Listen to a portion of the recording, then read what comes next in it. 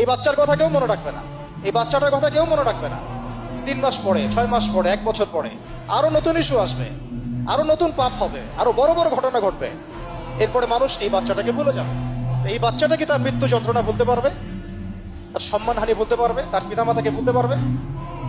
এখন প্রশ্ন হচ্ছে, তার পিতাকেও যদি আমরা জিজ্ঞাসা করি, ইসলামে রেপের শাস্তি হচ্ছে মৃত্যুদণ্ড, আর ব্যভিচারের শাস্তি হচ্ছে অর্ধেক কোমর পর্যন্ত পুঁতে পাথর নিক্ষেপ করে হত্যা করা। এবং বিবাহিত ব্যক্তি হলে এই শাস্তি, অবিবাহিত হলে 100 বেত্রাঘাত, 1 বছরের নির্বাসন এবং সমাজ থেকে বয়কট করা। আর ধর্ষণ হলে সরাসরি মৃত্যুদণ্ড। 3 মাস সময় লাগার কথা না, 3 দিনের মধ্যেই করা সম্ভব। এটা শরিয়া আইন, এটা আল্লাহ রাব্বুল আলামিনের শরিয়া বিধান। এখন তারাও কি এটাতে রাজি হবে? যারা শোক প্রকাশ করছেন তারা কি এই বিধানটা কার্যকর করতে রাজি হবেন? ধর্ষককে সবার সামনে প্রকাশ্যে মৃত্যুদণ্ড দেওয়া হোক, শরিয়া আইন কার্যকর করা হোক, রাজি হবেন না। কারণ আপনারা বলবেন এটা করতে গেলে বাংলাদেশ থেকে মৌলবাদী রাষ্ট্র হয়ে যাবে। তো সমস্যার গোড়ায় আপনারা যেতে চান না, ডালপালা নিয়ে নাড়াচাড়া করেন। জেনা ফ্রি মিক্সিংটাকে উন্মুক্ত করে দেওয়া হলো, ছেলে মেয়ের অবাধ বিচরণটাকে উন্মুক্ত করে দেওয়া হচ্ছে। একটা চরম ক্ষুধার্ত মানুষদের সামনে যদি আপনি খাবারকে উন্মুক্ত করে রাখেন, এরপরে যদি কেউ জোর করে খাবার খেয়েও ফেলে, শুধু কি আপনি খাদকের দোষ দিবেন? পুরো সিস্টেমটাই দায়ী, পুরো সিস্টেমটাই দায়ী এখানে। আপনি নারী পুরুষকে অবাধ মেলামেশা দিয়েছেন, ফ্রি মিক্সিং এ দিয়েছেন, একদম ছোটবেলা থেকেই, স্কুল লাইফ থেকে, কলেজ লাইফ থেকে, ইউনিভার্সিটি লাইফ থেকে, জব সেকশনে, এমনকি রাজনীতি করতে গেলেও, কর্পোরেট সেকশনে, ব্যবসায়িক সেকশনে, অফিস আদালতে, সব জায়গায় ফ্রি মিক্সিং কে অবাধ ভাবে আপনি উন্মুক্ত করে দিয়েছেন, আমরা উন্মুক্ত করে দিয়েছি। এর উপরে ছড়িয়ে দিয়েছি পর্নোগ্রাফি। পর্নোগ্রাফি সবার ফোনে ফোনে। পর্নোগ্রাফি দেখতে থাকলে একটা মানুষ বাচ্চাকে না, কয়েকদিন পরে পশুর সাথেও জেনা করতে পারে। যদি সামনে দেখেন যে মানুষ পশুর সাথে জেনা করেছে, আপনারা অবাক হতে পারেন, আমি অবাক হব না। কারণ পর্নোগ্রাফি মানুষকে পশুর সাথেও জেনা করতে শেখাবে। বাচ্চা তো কিছুই না। এর উপর আছে বিবাহ বহির্ভূত সম্পর্ক, ব্যভিচার, জিনা, ফ্রি মিক্সিং, ভ্যালেন্টাইন্স ডে মতো দিবসগুলো পালন করে ছেলে মেয়ের অবাধ মেলামেশা। আর এই জেনাগুলোকে আমরা বলছি গাছে আসার গল্প, যেখানে ওর উপরে 100 বেত্রাঘাতের শাস্তি অলরেডি মজুদ হয়ে গেছে। আর কতগুলো যে জেনা হয়েছে এটা তো আল্লাহ পাক ভালো জানে। একটা দুইটা তো করে নাই, একটার পর একটা চেঞ্জ করেছে। বিবাহিত ব্যক্তি পর্যন্ত অন্যের স্ত্রীর সাথে জেনা করেছে। আর এটা তো ধর্ম তো অনেক বড় বিষয়, ধর্ম তো অনেক বড় বিষয়। এটা তো একটা মানবতা বিরোধী অপরাধ, এটা তো একটা মানবতা বিরোধী অপরাধ। এখন সমস্যা কি এককেন্দ্রিক? এটা বহুমুখী সমস্যা। ফ্রি মিক্সিং রেখেছেন, পর্ন চালু করে দিয়েছেন, এবং সবচেয়ে বড় কথা, এর শরঈ বিচারটুকু নিশ্চিত হচ্ছে না। তাহলে সমাজের মধ্যে এগুলো কমবে না বাড়বে? সিম্পল, সমাজের মধ্যে এগুলো বাড়বে। 6টা কাজ করেন, ইনশাআল্লাহ তাআলা কমে যাবে। প্রথমত শরঈ পর্দা নিশ্চিত করেন, দ্বিতীয়ত ফ্রি মিক্সিং বন্ধ করে দেন, তৃতীয়ত আপনারা জেনার শাস্তি চালু করেন, পঞ্চমত ব্যভিচারের যে রজম শাস্তি চালু করেন, শরঈ বিধান চালু করেন, পর্ন সাইটগুলোকে বন্ধ করে দেন, এবং সমাজে তাকওয়া, নৈতিকতা শিক্ষাটাকে বাড়িয়ে দেন। দেখেন সমাজে জেনা কমে না বাড়ে। কিন্তু কেউ এই সমস্যার গোড়ায় যাবে না। একটা ইস্যু আসবে, একটা ইস্যু যাবে। আজকে আপনার বোন তো কালকে আমার বোন, কালকে অমুকের বোন, কালকে তার মেয়ে, নিজের ঘর পর্যন্ত চলে আসছে। আর কয়টা রিপোর্টই বা আমাদের সমাজের সামনে আসে? যে কয়েকটা রিপোর্ট সামনে এসেছে, এগুলো 50%ও না। বহু মেয়ে এগুলো বলতেও পারেন লজ্জায়। আর আমি তো ওইসব মেয়েদের ব্যাপারে কথা বলা ছেড়ে দিয়েছি, যারা স্বেচ্ছায় নিজের ইজ্জতকে বিলি দেন। তাদেরকে আমি আমার বোন পরিচয় দিতে লজ্জাবোধ করি। সমাজ থেকে গায়রত, ব্যক্তিত্ব, পর্দা, শালীনতা, হিজাব এগুলো উঠিয়ে দেওয়া হয়েছে। আপনারা কি দ্বীনি অঙ্গনের তসলিমা নাসরিন হতে চান নাকি? তারা কি দ্বীনি অঙ্গনের তসলিমা নাসরিন হতে চান?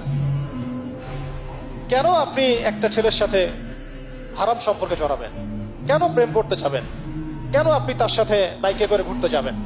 কেন আপনি আপনার বন্ধুদের সাথে ফ্রি মিক্সিং এ ঘুরতে চলে গেলেন? 3 দিনের রাস্তা, 7 দিনের রাস্তা, 10 দিনের রাস্তা, অথচ আপনার উপর হজও ফরজ না মাহারাম ছাড়া। না আপনি পর্দা মানছেন, না মাহারাম মানছেন। আর সমাজে না আছে ইসলামী শরিয়া আইন অনুযায়ী বিচার, আর না আছে পর্ন বন্ধের উদ্যোগ, আর না আছে ফ্রি মিক্সিং বন্ধের উদ্যোগ। তো আপনার ইজ্জত চলে গেলে কে ফিরাই দেবে আপনাকে? আমি তো আপনার ভালোর জন্যই কথা বলছি। সমস্যা হচ্ছে আমরা সমস্যার গোড়ায় যেতে চাচ্ছি না। আজকে এই কথাটা আমি এখানে বলতে চাই নাই, শুধু কথা প্রসঙ্গে চলে আসছে যে এই যে মেয়েটা কাতরাতে কাতরাতে মারা গেল আজকে, আপনারা দেখে নিয়েন 3 মাসের মধ্যে এই মেয়েটাকে সবাই ভুলে যাবে। সমস্যার গোড়ায় আসেন। সমস্যার গোড়া হচ্ছে আল্লাহর জমিনে আল্লাহর দ্বীন ইসলাম বাস্তবায়ন না হওয়া পর্যন্ত এই মানবতার মুক্তির কোনো রাস্তা নাই। আল্লাহর কসম করে বলতেছি, আল্লাহর জমিনে ইসলাম, কোরআন, সুন্নাহ, রাসূলের আদর্শ বাস্তবায়ন হওয়ার আগ পর্যন্ত এই জাতির স্বাধীনতা বলে কোনো শব্দ নাই। এই মানবতার মুক্তির কোনো পথ নাই। কেউ আমরা স্বাধীন না, কেউ আমরা আমাদের ইনসাফ ন্যায্য অধিকারটুকু পাবো না। কালকে আপনার ঘরে এই সমস্যাগুলো আসলে আপনি এটাকে প্রতিহত করতে পারবেন না। বিচার চেয়ে বেড়াবেন এক মন্ত্রণালয় থেকে আরেক মন্ত্রণালয়, ফাইল ঘুরতে থাকবে, আপনার কেস বন্ধ হয়ে যাবে, আপনার বোনের ইজ্জত ফিরে আসবে না। আর রাসূল সাল্লাল্লাহু আলাইহি ওয়াসাল্লামের জামানায় আপনি আমাকে রেপের ঘটনা দেখান কয়টা ঘটেছে? সাহাবীদের জামানায় রেপের ঘটনা দেখান কয়টা ঘটেছে? জেনার ঘটনা দেখান না কয়টা ঘটেছে? ব্যভিচার কয়টা ঘটেছে? চুরি বা কয়টা হয়েছে? ধর্ষণ কয়টা হয়েছে? ডাকাতি কয়টা হয়েছে? একটা দুইটা রেয়ার আপনি ঘটনা দেখাতে পারবেন।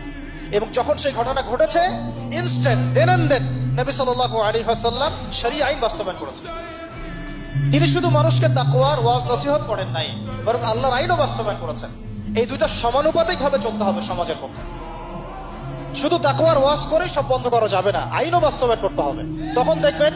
তখন দেখবেন সমাজ সমান্তরাল ভাবে চলবে। একটা আলোকিত সমাজ বিনির্মাণের দিকে আমরা হাঁটতে পারবো ইনশাআল্লাহ। শুধু আমি ওয়াজ করে যাব, আইনের কোনো বাস্তবায়ন নাই, আবার আইন বাস্তবায়নে কথা বলবো, তাকওয়ার কোনো সমাজ নাই, এভাবে হবে না। দুটো একসাথে চলতে হবে। আমরা দুটো থেকেই সমাজকে বিচ্ছিন্ন করে ফেলছি। স্কুল লাইফ থেকে তাকওয়ার শিক্ষাটাকে আস্তে আস্তে শেষ করে ফেলছি। আমি তো দেখালাম তাকওয়া তো শিখবেন আপনি কোরআন থেকে, হাদিস থেকে, সিরাত থেকে, সেটাই তো আমরা পড়ি নাই। আমি চ্যালেঞ্জ করতে পারি আমাদের স্টুডেন্টদেরকে, আল কোরআনুল কারীমের 10টা সূরার অর্থ তারা বলতে পারবেন, হাদিসের মধ্যে 100টা হাদিস তারা মুখস্থ বলতে পারবেন না। রাসূল সাল্লাল্লাহু আলাইহি ওয়াসাল্লাম পবিত্র জীবনী তারা 20 বছরে একটা কিতাবও একাডেমিক্যালি পড়েন নাই। ইসলামের ইতিহাসের একটা কিতাব একাডেমিক্যালি পড়ানো হয় নাই। তাজকিয়া সংক্রান্ত একটা কিতাব পড়ানো হয় নাই। ফিকহের উসুলে ফিকহ ছাড়া আপনি কিভাবে চলবেন?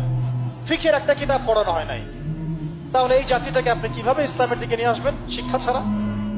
শিক্ষা না থাকলে, ইলম না থাকলে আমল কিভাবে আসবে? আমল না থাকলে তাজকিয়া কিভাবে আসবে? তাজকিয়া না থাকলে আত্মশুদ্ধি কেমনে আসবে? আর কিভাবে আমরা সৎ পথে থাকবো, অসৎ পথ থেকে দূরে থাকবো?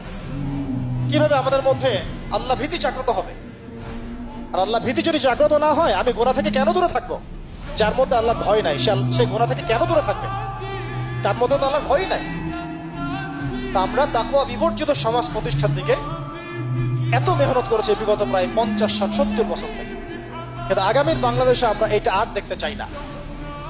আমরা আগামীর বাংলাদেশে দেখতে চাই প্রত্যেকটা সেক্টরে যেন তাকওয়া নিশ্চিত হয় এমন ব্যবস্থা গ্রহণ করতে হবে, এবং একই সাথে আল্লাহ রাব্বুল আলামিনের জমিনে আল্লাহর বিধানগুলোও বাস্তবায়ন করতে হবে। শুধু তাত্ত্বিক কথাবার্তা বলে, দুঃখ প্রকাশ করে, শোক প্রকাশ করে কোনো লাভ হবে না, যতক্ষণ পর্যন্ত না আমরা আল্লাহ পাকের জমিনে তার আইন এবং বিচারগুলোকে বাস্তবায়ন করতে পারবো।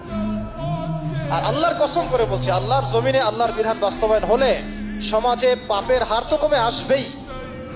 সমাজে পাপের হার তো কমে আসবে।